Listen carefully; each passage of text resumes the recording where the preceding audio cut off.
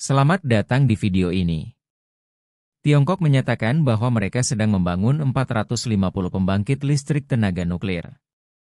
Biaya produksi listrik dari pembangkit listrik tenaga nuklir ini sangat efektif, berkisar antara 1 hingga 5 sen per kilowatt jam. Sebagai perbandingan, Amerika Serikat rata-rata membayar 11 hingga 15 sen per kilowatt jam.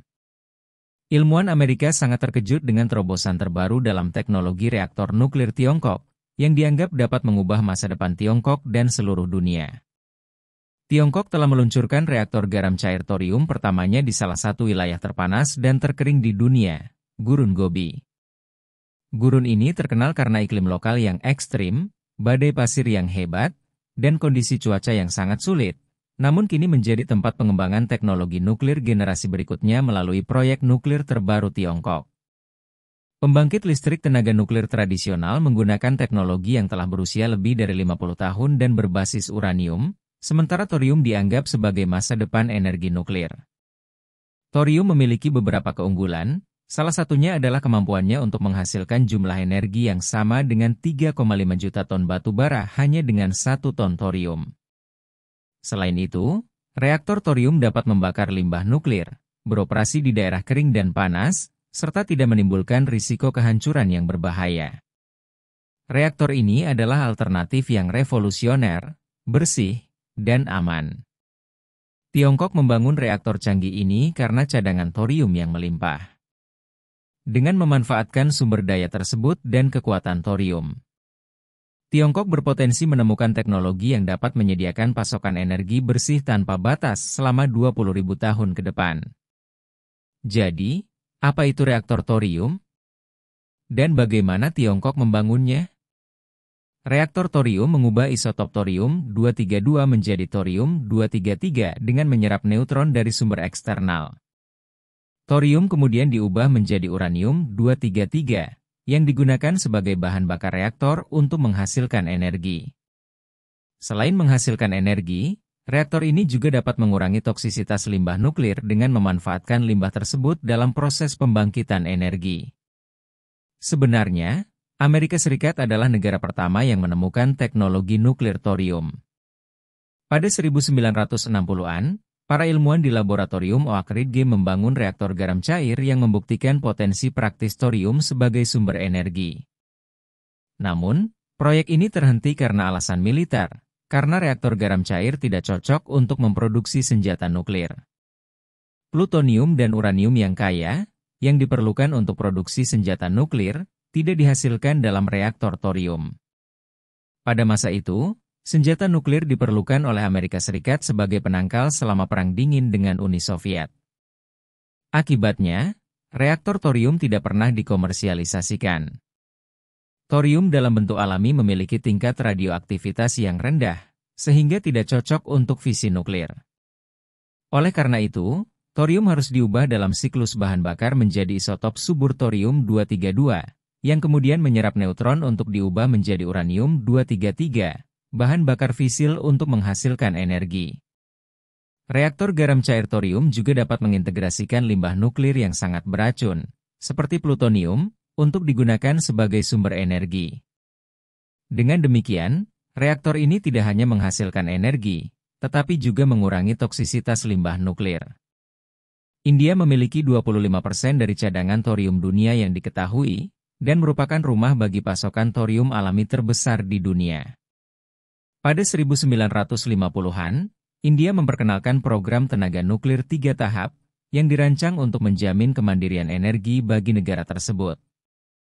Namun, karena tantangan teknologi, ekonomi, dan infrastruktur, program energi ini mengalami penundaan besar. Disinilah Tiongkok memiliki keunggulan besar. Thorium merupakan produk sampingan dari industri pertambangan logam tanah jarang, dan Tiongkok adalah produsen terbesar logam tanah jarang, dengan menguasai 60% produksi global. Tiongkok juga mengendalikan 85% pemrosesan bahan baku tanah jarang. Bahan-bahan seperti litium hidroksida, nikel sulfat, kobalt, dan grafit sebagian besar bersumber dari tambang di Amerika Selatan dan Afrika. Namun bahan baku ini dikirim ke Tiongkok untuk diproses. Kontrol Tiongkok atas proses pemurnian logam tanah jarang memberikan pasokan thorium dalam jumlah besar, yang menjadi alasan utama mengapa Tiongkok begitu agresif dalam mendorong pembangunan dan komersialisasi reaktor thorium. Reaktor ini berpotensi memberikan pasokan energi tanpa batas, sekaligus membantu Tiongkok mencapai tujuannya menjadi negara netral karbon pada tahun 2060. Reaktor thorium hanyalah salah satu bagian dari program nuklir Tiongkok yang lebih besar. Sebelum melanjutkan lebih jauh, beritahu kami apakah Anda menyukai videonya. Jika ya, silakan klik suka dan bagikan, dan mari kita lanjutkan. Negara ini telah menginvestasikan 440 miliar dolar dalam pengembangan nuklirnya dan berencana untuk membangun sedikitnya 150 reaktor baru. Jumlah tersebut lebih banyak dibandingkan dengan jumlah reaktor yang dibangun negara-negara lain di dunia dalam 35 tahun terakhir. Reaktor garam cair thorium dianggap revolusioner karena beberapa alasan. Tidak seperti pembangkit listrik tenaga nuklir tradisional yang memerlukan air untuk mendinginkan reaktor, reaktor ini tidak memerlukan air sama sekali. Thorium dilarutkan dalam campuran garam cair, yang sekaligus berfungsi sebagai sistem pendingin pasif alami. Jika reaktor menjadi terlalu panas, bahan bakar cair akan memuai, memperlambat reaksi, sehingga menjaga suhu tetap terkendali secara alami. Fitur ini menjadikannya cocok untuk konstruksi di daerah kering dan gersang, seperti Gurun Gobi. Fitur ini juga sangat menarik bagi Tiongkok untuk mendukung proyek infrastruktur Belt and Road di wilayah off-grid tanpa akses pasokan air. Selain itu, dengan kenaikan suhu dan kekeringan yang terus berlanjut, fitur ini akan menjadi semakin penting di wilayah lain di dunia. Sebagai contoh, Prancis, produsen energi nuklir terbesar di UE, terpaksa mengurangi produksi energi nuklirnya karena air sungai menjadi terlalu panas selama musim panas ekstrim, sehingga tidak dapat mendinginkan reaktor. Kekeringan pada musim dingin memperburuk situasi, memaksa Prancis, yang biasanya mengekspor energi, untuk bergantung pada impor energi untuk pertama kalinya dalam 40 tahun. Reaktor thorium mampu memecahkan masalah semacam ini. Fitur luar biasa lainnya adalah kemampuannya untuk membakar uranium-238, limbah nuklir beracun yang dihasilkan oleh reaktor nuklir konvensional. Negara-negara dengan program nuklir seringkali kesulitan mengelola penyimpanan limbah ini. Tiongkok dapat menggunakan reaktor thorium barunya untuk mengubah limbah nuklir menjadi energi bersih yang netral karbon. Selain itu, teknologi ini dianggap sangat aman karena reaktor dapat mengatur suhunya sendiri, menghindari risiko kehancuran yang berbahaya seperti yang terjadi di Fukushima dan Chernobyl. Reaktor garam cair ini dirancang dengan mekanisme keselamatan bawaan, termasuk sumbat beku di bagian bawah. Sumbat ini dijaga tetap padat oleh pendingin.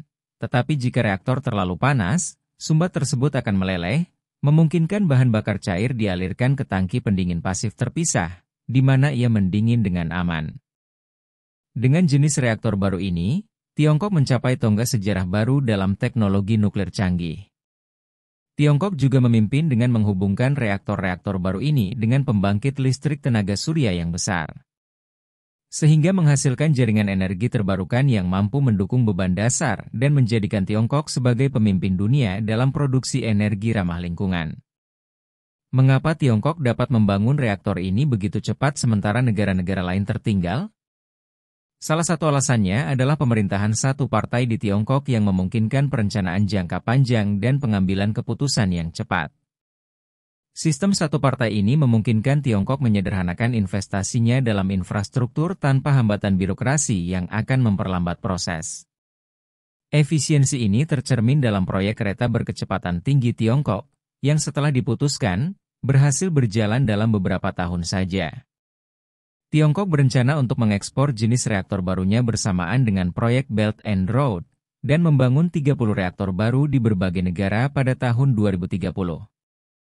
Dengan pasokan thorium yang melimpah dan teknologi reaktor thorium baru, Tiongkok memiliki potensi untuk memimpin dalam bidang energi yang dapat mengubah dunia. Salah satu faktor utamanya adalah semakin pentingnya energi ramah lingkungan dan netral karbon dalam ekonomi global. Konflik seperti Perang Rusia-Ukraina telah menyebabkan lonjakan harga energi secara signifikan, menunjukkan betapa bergantungnya negara-negara Eropa pada energi dari Rusia. Reaktor garam cair thorium dapat menjadi alternatif sempurna untuk mengurangi ketergantungan pada gas Rusia, sekaligus menjadi sumber energi bebas karbon yang sangat diminati di seluruh dunia. Reaktor ini juga merupakan alternatif yang lebih aman dan bersih dibandingkan dengan pembangkit listrik tenaga nuklir konvensional. Sementara itu, fusi nuklir juga dipandang sebagai sumber energi bebas karbon masa depan. Selama lebih dari 50 tahun, ilmuwan terus berusaha memanfaatkan energi ini, namun hingga saat ini belum ada yang berhasil. Namun, di Jerman, para ilmuwan baru-baru ini membuat terobosan besar dalam desain reaktor fusi baru dengan bantuan kecerdasan buatan, AI. Bagaimana pendapat Anda mengenai video ini? Jika Anda punya pendapat, silahkan tuliskan pendapat Anda pada bagian komentarnya.